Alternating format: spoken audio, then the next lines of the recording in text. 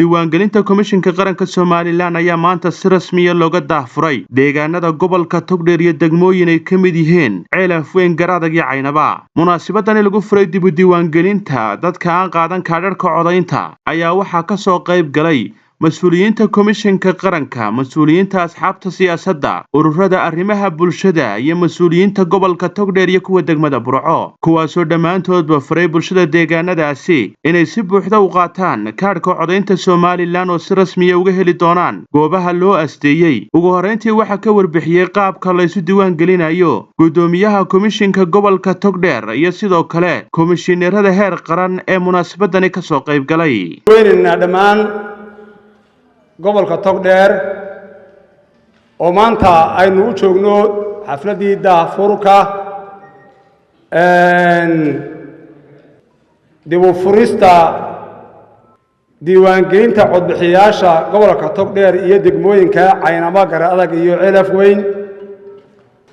xafladda daahfurkeedii ayaynu maanta halkan iskugu nimi. diiwaangelintu waxay insha Allah inoo bilaabmi doontaa 27 bisha waxayna socon doontaa 4 casho oo qof kasta oo muwaadin ah insha Allah goobtii loogu talagalay loo geyn doono shaqaalihii iyo cidii u shaqayn lahayd iyo cidii nabadgelyada sugi lahayd iyo cidii hawshaas agab tiri lahayd iyo qalabkii lagu qaban lahaaba dhammaan komishinku way diyaariyeen. insha Allah waxaan ku rajaynahay 4 casho qof kasta oo muwaadini inuu ka faa'iideysto. muhiimadda waxaynu siinaynaa ama ujeedada dhan ee waxa soo hawlo loo galay lacagta inta loo bixinayo ee shaqaalaha inta lagu hawlgeliyaan waa in la siiyo muwaadiniinta intii aan isdiiwaan gelin inay iyaguna chance helaan. dadkaas oo ah dadkii aan hore isu diiwaan gelin markii hore iyo dadkii daahaan ka yaraa ee aan qaan gaarin ayaa muhiim ah. waxa kale oo iyadana muhiim ah dadkii hore inta marka hore ku noqdeen 2 jeer iyo 3 jeer ama ka badan oo kaarkooda ka guftay. waxaynu sheegaynaa waxa laga yaabaa in dadku ku mashquulaan ama is yiraahdaan 2016 dadkii isdiiwaan geliyay iyagoo aan duplicate ahayn haddana inay is yiraahdaan maadaama diiwaangelinta la sameeyo ka qayb qaata. marka qof kasta oo kaarkiisii hore haysta oo aan ahayn dadkii kaarku ka gubtay ma gelayaan marka haddii ay galaan wuu ka gubanayaa wuxuu noqonayaa qof duplicate. waxaa jira iyaguna dad markii hore isdiiwaan geliyay aan duplicate ahayn oo aan kaarkooda ka gubanin laakiin aan qaadanin kaarkooda si doonaan ha noqdaan. dadka waxa loo qaybinayaa muddada kaar qaybinta ayaa loo soo raacinayaa qof kasta oo aan kaarkiisii hore u qaadan goobtii iska diiwaan geliyay qofku uu garanayaa wuu imanaya uu ka qaadanaya. waxaa kale oo soo raaci doona iyaguna dadkii kaarku ka lumay ama qofka doonaya inuu iska bedelo degmadii markii hore iska diiwaan geliyay. degmooyinkaasi waxa weeyaan 23 degmo doorasho ee komishinka u diiwaan gashan ayuu qofku ka bedelan karaa. tusaale Burco markaad joogto ood weynaad bedelan kartaa laakiin caasimadda Burco dhexdeeda ama degmooyinka Burco kuma jirto. marka waqtigu komishinku wacayni doona hadii la ka dhigo marka diiwaangelinta hore dhamaata 4 maalmood ayaa la sheegi doonaa degmooyinka oo dhan way ka bilaabmi doontaa si simanna way uga bilaabmaysaa waqtina way ka wada bilaabmaysaa oo sida nimika loo kala dambaysiinayo laakiin degmooyinka oo dhan baa la dhigayaa hal mar bay ka dhacaysaa. intaasi kadib waxaa iyaguna wacyigelinta kaarka qaadashada ka hadlay mas'uuliyiintii ka soo qayb gashay daahfurka diiwaangelinta gobolka Togdheer iyo degmooyinka Ceelaf Weyn, Garadag iyo Caynaba. waxaana hadaladoodii ka mid ahaa xaqirnaa inay si hufan oo cadaalad ku jirto xilkasnimo dulqaad iyo adkaysi ay ku soo sameeyeen oo kula soo shaqeynay goboladii hadda ay ka soo dhamaatay diiwaangelintu awdal Maroodi Jeex iyo Saaxil oo dambeeyay.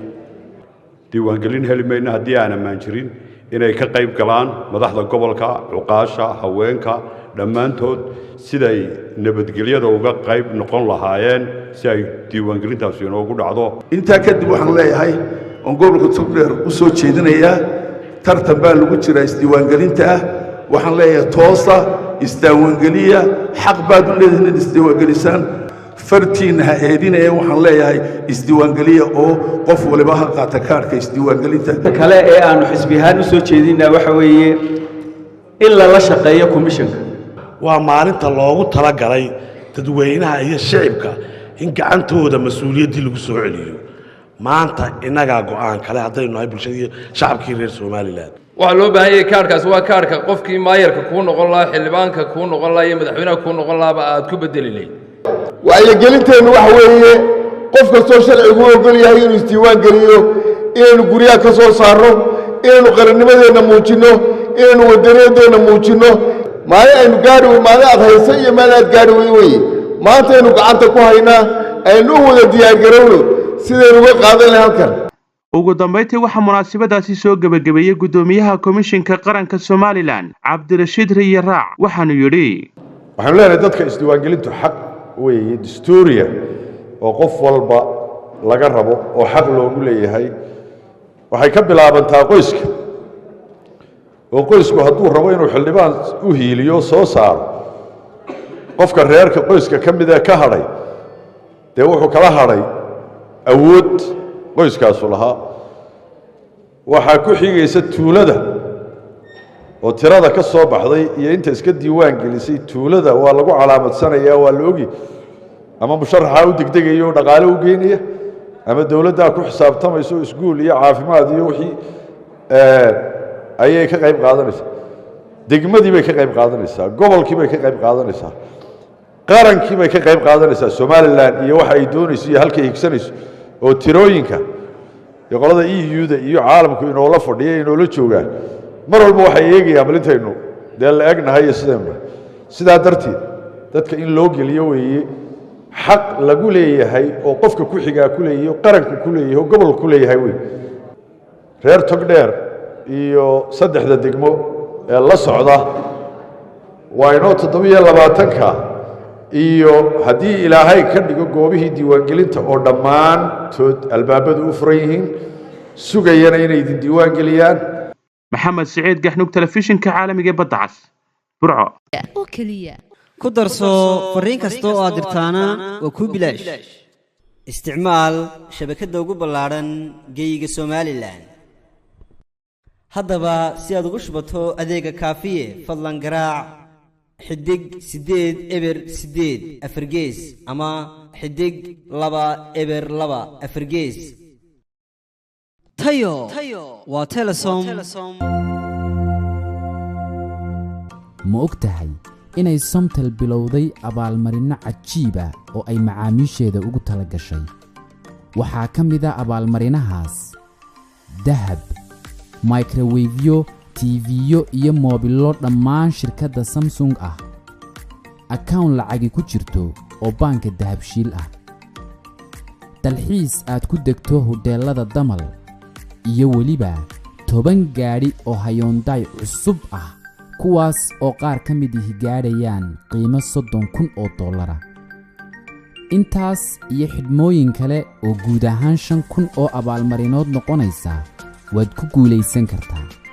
waxa aad ka mid noqonaysaa liiska tartamayaasha haddii aad ku shubato ku hadal ama aad ku shubato internet ama aad tahay qof ka ganacsada ku shubashada ama aad tahay qof u adeegsada dahab qaab shakhsi ah iyo qaab ganacsi ah ka qaybgal macmiil oo ka mid noqo guulaystayaasha si aad u hesho xog intan ka badan